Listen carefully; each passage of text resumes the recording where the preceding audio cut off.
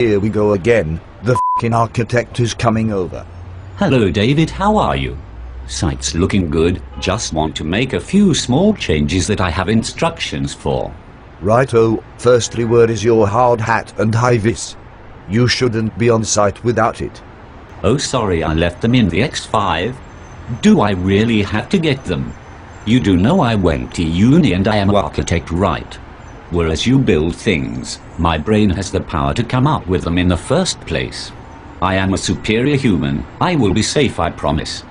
Bugger it. Let's get this over with. So what's up?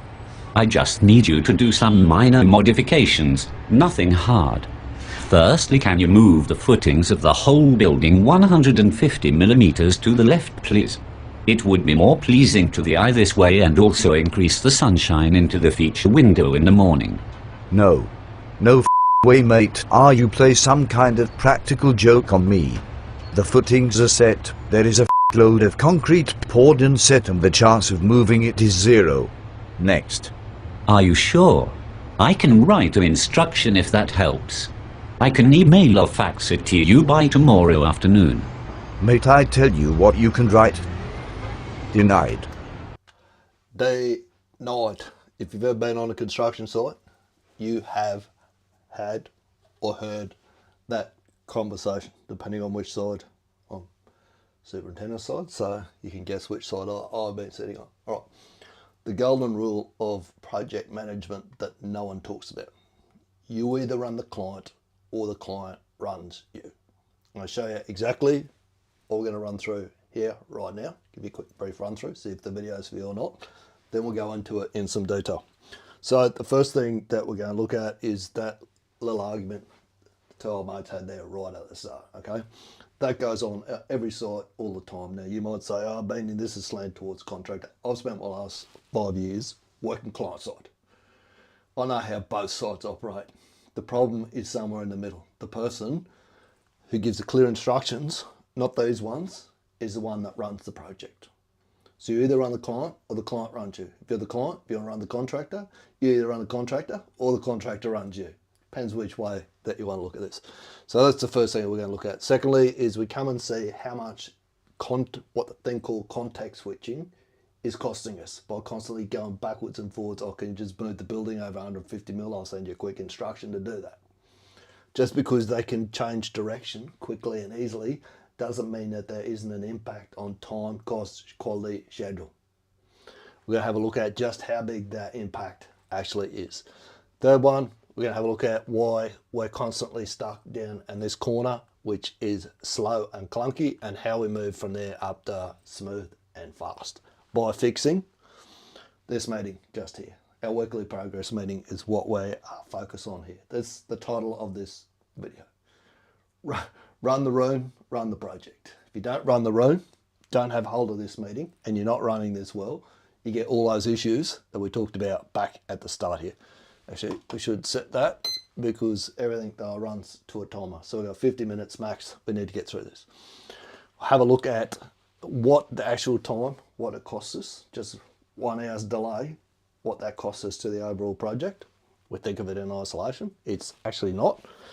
Have a look how to set everything up so it flows.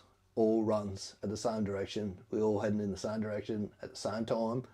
Patrick Lencioni says in the book, this is my thing I come up with the other day, and it's the smartest thing I've come up with this year.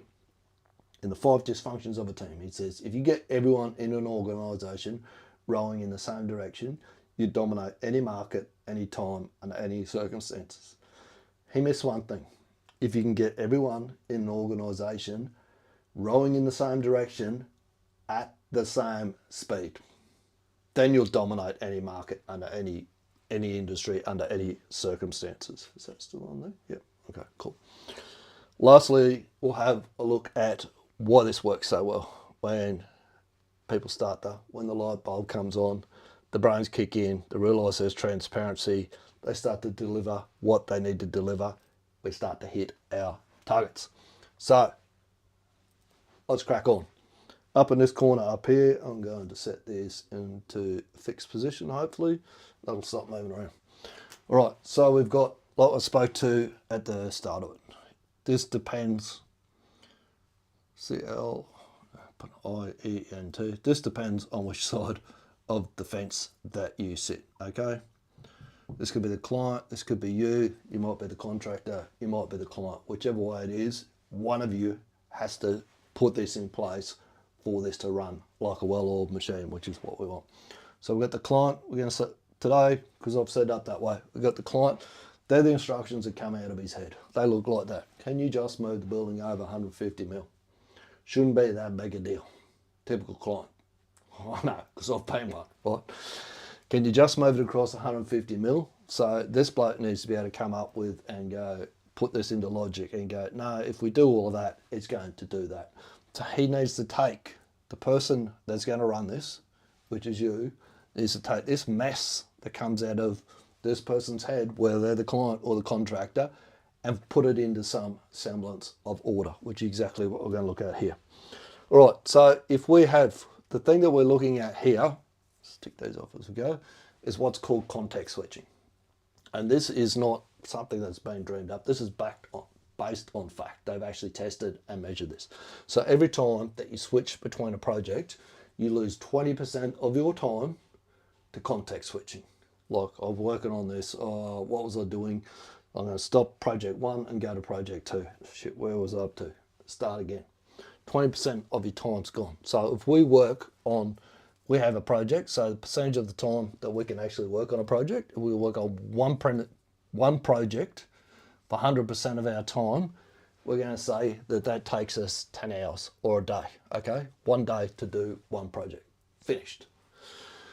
We bring 2 projects into the equation, we lost 20% straight up. So we can do 4 hours on project 1 and 4 hours on project 2. We bring 3 projects into it, we lose 40% of our time. So we're quickly diminishing. As you can see, 4 projects, we've lost 60% of our time to context switching. And 5 projects, we're down to, we've lost 80% of our time, 8 out of our 10 hours. So we've got 2 hours left to split between 5 projects. So we're all getting about 20 minutes each. That's it. We said that that took us 1 day. If we did our projects 1, 2, 3, 4, 5, we worked on project 1 on Monday, project 2 Wednesday, project 2 Tuesday, project 3 Wednesday, project 4 Thursday, project 5 Friday. 5 days we could complete the 5 projects. We go about it the way that we currently do, and we let an old mate come in and change things around and move the foundations 150 mils every time that he wants to. This is where I speak to, if you don't run the client runs you. 5 days turns into 5 weeks due to the time that we lose context switching. Same amount of work. We've increased the amount of wasted time that we go backwards and forwards. Now, you're going to say, that's all well and good, Beanie. In a perfect world, we might be able to do that. We can't do it. You don't understand how busy we are, what we do, how we go about it. What I'm going to say to that is, until you put this in place, you will never get to the place where you can actually, I just got a black pen on my shirt, anyway, can actually do this, okay? It's chicken and egg. You have to put the structure in place first to stop this shit going on before you will get to a place where you can actually do this. Now, the bloke that I'm going to speak to here is a guy called Paul Akers, and he says people that do this and lean really well aren't like, they're not 50% better, they're not 100%, and they're 600% better. They're like 600% better than everyone else. They dwarf everyone else. And that's because they don't run around doing this shit. They haven't got 5 projects going on at a time. And you might say, well, that's impossible. You don't understand our industry. His industry is, he makes stuff for people that do home improvements. He makes all sorts of tools, all sorts of stuff. They don't carry stock or anything else. They work on one project at a time from the start to the finish. From the time that someone comes to their website, clicks the buy button, to the time that that product is on the truck, ready to go, get delivered to them, 2 hours. Because he does this. He doesn't fuck around like this, working on, we'll do a little bit of this one, or we'll make 10 of those, and then we'll go and take them and stack them. He works one product at a time, one piece flow, one project at a time. We keep splitting these things up because we think we've got to be fair to everyone. No, We need to force them into a point where we go, your project is going to fit between here and here. That is your allotted time block for it to happen. That is the quickest way that you're going to get the job delivered to you in time. Because what's going to happen here, instead of everyone saying he gets his Monday, Tuesday, Wednesday, Thursday and Friday, they're all waiting 5 weeks to get their projects done. How is that quicker? It's not. All right, so what keeps us stuck in, as I said, we've got this little map over here. So down the bottom of the scale is clunky. Up the top of it, it runs smooth, like a well-oiled machine. Down this end of the scale, because we're clunky, everything is extremely slow. This end, because we're smooth, slow is smooth, smooth is fast, we're moving quick. So we want to move out of this quadrant down here, which is slow and clunky, up to smooth and fast. What's keeping us stuck down here? Number one, ad hoc. Can you just do this? Can you just move the building across 150 mil? Can you just take the focus off of this week? Because I've told the GM that we're going to finish this piece of the puzzle. So stop what we're doing all there. Move everyone from that end of the project down to this end of the project. Or we don't have the bits. They haven't given us the information that we need to be able to focus in on what we need to do. I'll just try and bring it in a little bit tighter, just so you can see a bit better what's going up on this corner here, because this corner is vitally important that we get this bit right. So it's ad hoc. We never ever finish what we're actually doing. We've got 100 things on the go. We've got 5 projects on the run, nothing's finished. Because we're never ever finishing off. Everything is piecemeal.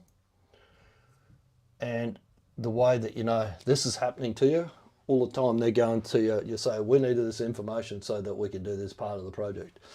What they'll say is, oh, they'll go and find a bit of the information. And they'll say, that should get you started. Don't start anything until we've got everything that we need to do. I'm going to show you how we do that down here, until we've got everything that we need to do. And what happens is, we tend to double up. We do a lot of work that we don't need to do, constantly resetting gear up, constantly moving cranes. Bring a new crew comes in, new crew has to take it over because the first crew aren't getting a chance to work on it from start to finish, actually finish the job up.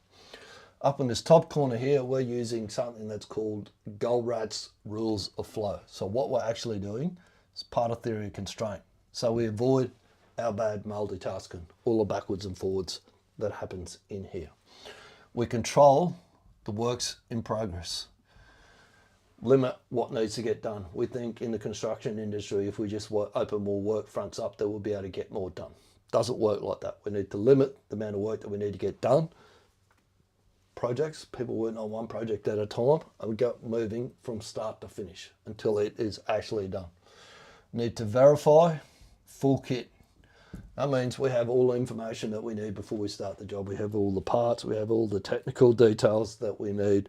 We have anything that the client wants done extra or differently is all verified before we actually start the job. And we avoid, because we're doing all of that, we avoid rework. We're not constantly going back, redoing things or doing things wrong because we didn't have all the information that we needed to get started with. Here's how we box them in. Keep them online, stop them from coming and going. I could just email or fax you an instruction. We run what's called, let me just tick these boxes off before we go to make sure that we've got everything. Ding, ding, ding, ding. Run our weekly, what do you want to call it, progress meeting. I like to call it a war room meeting, weekly action review. Progress meeting, probably the most used construction term, closest term that we'll have. So it's a 50-minute meeting that we run for this. We need some tools to run it. So we always, whether we're all there in person or not, we book it into Teams. So it happens every week and we record it.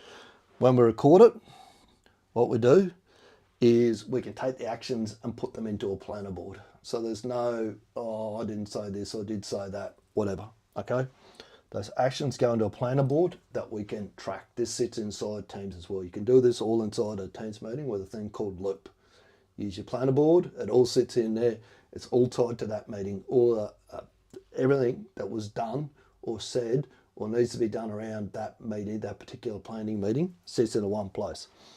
We then use Copilot as well to transcribe what went on in that meeting. So instead of the old way running meeting minutes is a joke.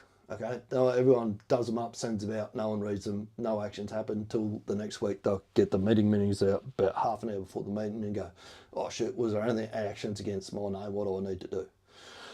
We run this as a continuous loop. This board, every day we speak to the board in our daily stand-ups. So they know that the actions are getting knocked off. We don't wait for at the end of the week to hope that someone did what they said they were going to do a week ago. That's how you get slippage. That's how your projects get well and truly behind. So what happens during this 15-minute meeting has a very specific time sequence. The first 0 to 5 minutes is we set expectations. I'm going to tell you what some of those expectations are when we move across to this TAKT plan in a minute. From minute 5 to 15, we review the previous actions. When I say we review the previous actions, I'm not interested in stories, I'm not interested in bullshit, I'm not interested in excuses, nothing. Is it on track, is it off track? Yes or no? That's the only answer that we're looking for during those 10 minutes, okay? So review those previous actions. Are they closed? Are they not closed? On track? Are they off track? Any excuses or whatever else that comes up during that time, they get parked. We'll talk to that later. Don't want to hear that at the minute. Thanks for your input. Take a sticky note. Someone grab a sticky note and you have someone who's a scribe in the room. They take a sticky note, put it up on the wall. That's a constraint. That's an issue. Need to speak to that. Is it on track or off track? That's all I want to know. Don't want to... good supervisor that used to work for me years ago, he told me he's saying that a lad used to say to him, I think it was a superintendent he was working for, and he used to say, I don't want to hear about the labour pains, I just want to see the baby. All I want to do at this point is see the baby. Is the job on track or is it off track? All right, so 15 minutes 15 to 30, this needs to be the actions that have to happen for the next week. What are the things that we need done in our next week when we come back to review again next week's time? From minutes 30 to 45, then we can talk to the excuses and the reasons and all the rest of it. They're called constraints. What constraints have we got that are going to stop us from cleaning up any outstanding actions that we've missed this week and any of our new actions for the next week? What's going to stop us getting there? What are the constraints? Once we've got those all up on the board, then we can deal with those. And from minutes 45 to 50 is we recap the actions. There's a reason that I don't block it out to the full hour, and that's because we always want a little bit of buffer time in there in case we're running a little bit late. There might be 5 minutes late or something like that. Book it for 50 minutes. Give everyone a very clear agenda. I have an agenda. If you don't have one, just email me Beanie's agenda, meeting agenda. Keep the context around this. Run the room session, Beanie's agenda. Please send me a copy of that. There's a specific agenda that I send out to keep everyone on track. Everyone knows they're coming and going during these times. What you can actually do as you get better and better at this as well is then go, or can bring the engineering team in during this piece. They're going to speak at that bit, finance, whatever it may be, so people don't have to sit through the whole meeting. They might only need to come in, actually the way that we don't split it by that, sorry. We speak to project 1, we might speak to project 2, 3, 4, 5. We could start giving them minutes, times in this new actions here, when people can come in and go, oh, I'm only working on project 1, I only need to know about that, so they come and go for their 5 minutes, get their bit done. They don't have to sit there for the whole meeting. All right, just move the foundations 150 mil. 1 hour loss at the constraint is an hour loss to the system. So quite often I'll say to you, that's enough, that should get you started. And you come up and you hit a hurdle and it stops. And they go, oh, that was only delayed for 5 minutes or 10 minutes or an hour, okay? And you go, no, you've got to look at the knock-on effects. So wherever we lose an hour, if it's something critical to us, to our project, if we lose an hour at a critical point on the project, on the critical path, that's going to delay the back end an hour. We need to start setting expectations back here around how things are going to move if they don't get the answers to you in the time frame that you need them, and what the knock-on effect's going to be. All right, so we say to the client, we need an answer on, we need all the answers, all the information, all the technical specs for project 1. We're going to start it on Monday. Okay, so if you don't, this is where the top clock starts ticking on Monday. You don't have everything. If you can't verify full kit, we can't verify full kit, we're not starting that project on Monday, just there. You're going to pay for it because you've already locked it in. You've locked that window in here. So you're going to be paying for it regardless of whether we've got the information or not.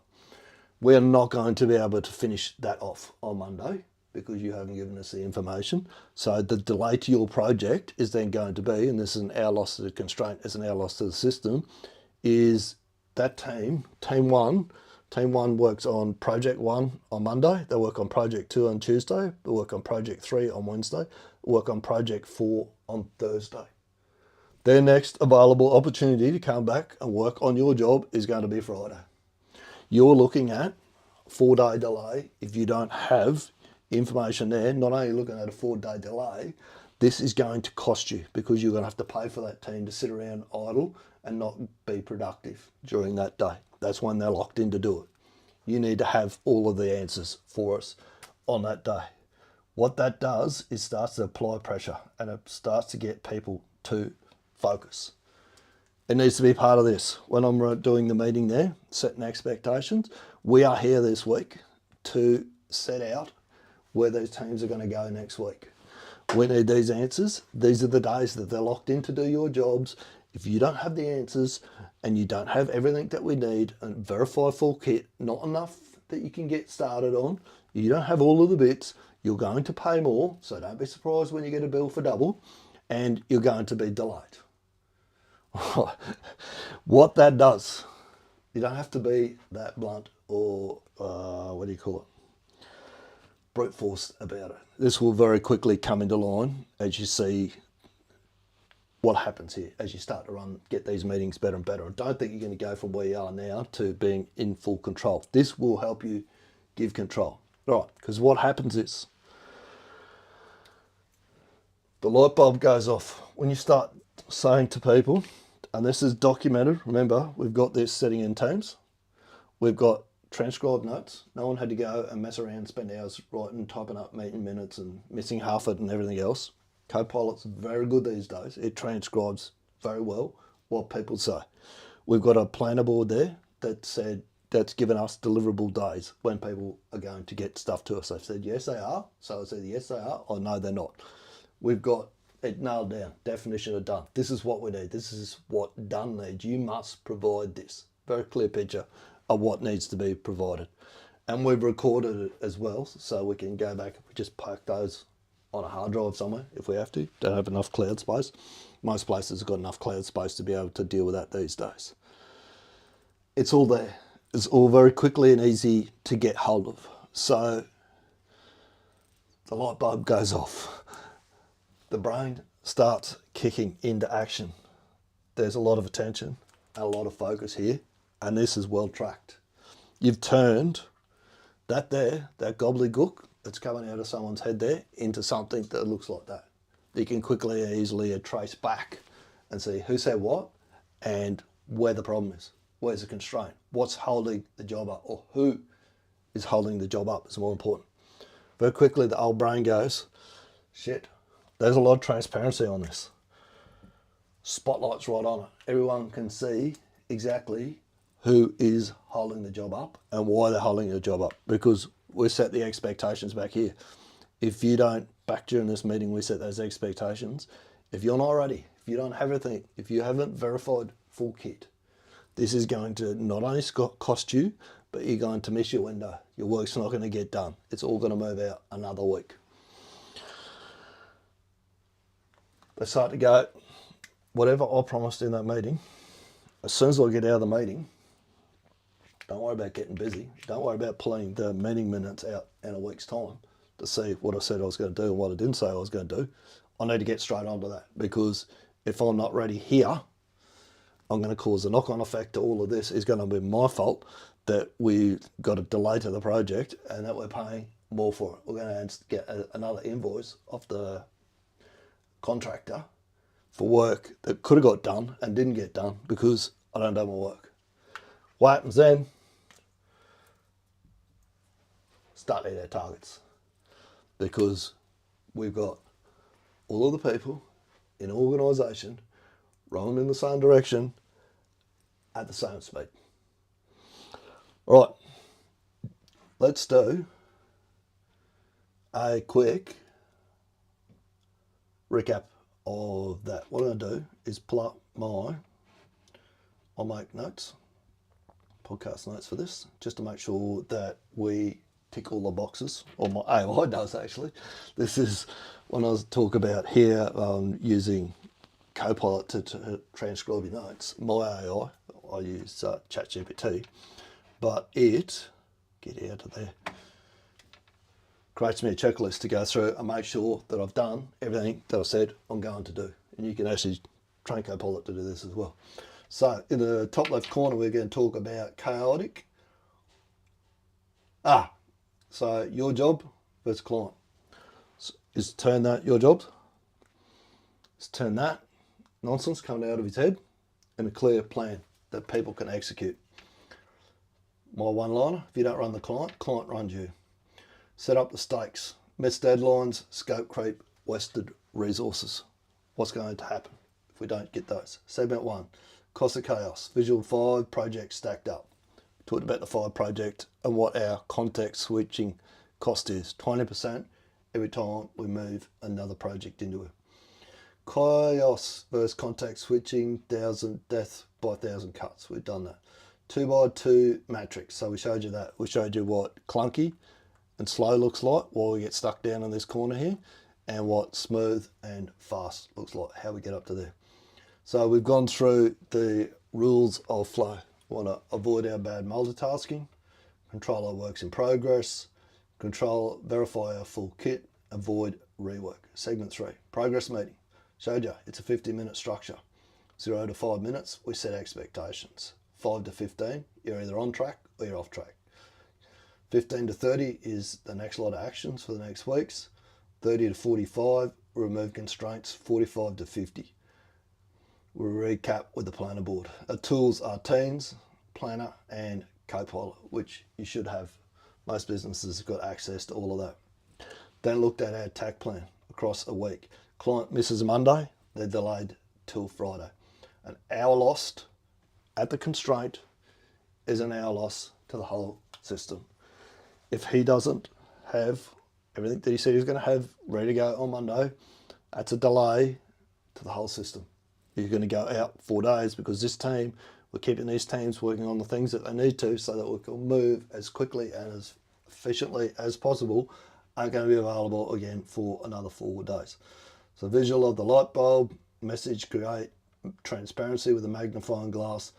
People show up prepared, or very quickly becomes visible that they're not pulling their weight, not delivering what they said they're going to do. So if you're tired of winging it, you want a repeatable system that sets a tone, delivers results. Run the room is for you. There's 2 types of people that this is for, and I'll explain to you who they are right now. So number 1, you're a supervisor, superintendent, construction manager, and you want to put this sort of thing in place. You want to start running the project. You can run the project from any level if you're like this. You can run, this is how you manage the stakeholders above you. How you take that nonsense there and turn it into that and make it run through your whole project. That's a program that'll run inside Skool. Head across there, you can get into skool.com/scrum. You can join there for free, but if you want to jump into that program, run the room, that is, forget the pricing for that, is $295 USD a month. Jump in there and learn that. You need about 90 days, I can get you up to speed with running that. If you want more info about it, just message me. The next one that this is for project directors, general managers, people running businesses that want to be able to put this in place. They want to run their clients. They want to take back the power and not have the client running them. They want to run their clients. They're sick of being messed around with all of this here. And this is as much your fault as it is this bloke here, because you're letting it go on. You don't have the process in place, not following a process like that, to deliver this result down this end down here, where we've got clarity, everyone's moving at the same pace, delivering the result that we want. If that's you, two things that you can do: you can reach out and message me, or you can watch a free live training that I did last week called Manic Monday. How to go from chaos to in control inside 90 days. Anyway, I'll let the other Beanie tell you about that. Either message me about it or drop a comment, and I'll make sure you get that training. And if you want to work with me, you think I might be a good fit to be a Ryan with your business, and reach out with the word Ryan and we'll have a chat about that. Take it, use it, make it a great week, and we'll speak soon. Hey, Beanie here, and if your Monday mornings constantly feel like chaos, everyone's running around a lot but not a lot's actually getting done, then this video is for you. I'm going to run you through a 90-day plan that's just behind me here that I've used 3 times in the last 18 months to turn around reactive firefighting teams into well-oiled machines. You'll see exactly how we move from hand-cranked reactive operations to teams that operate with clarity and cadence, which deliver compounding results. I'm going to show you how to use concordance, a structured weekly rhythm, and a few seriously underrated fundamentals. Watch the plan, and if it resonates and you think I might be the Ryan that you need, then reach out. If this video resonated with you and you want help putting it in place, DM me the word Ryan either by LinkedIn, Facebook or WhatsApp. There'll be links below where you can do that, and I'll send you the details on the exact way that I do this inside businesses and how we can custom build it for yours.